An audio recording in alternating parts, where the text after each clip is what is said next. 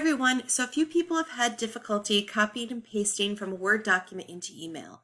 So I wanted to show you a little trick that allows you to be able to get this to copy and paste without a problem. So we're going to come through and we're going to copy, go back to our email, and we'll paste just like we usually do.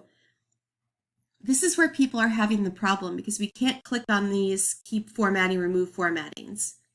But if you click in the background and you scroll, so you're just going to kind of scroll your page, you will notice that you reach a point where now you can actually click on them.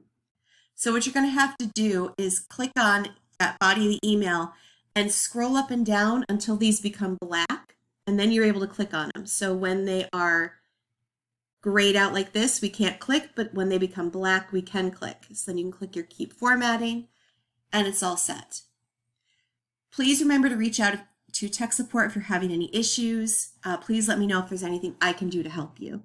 Thanks so much.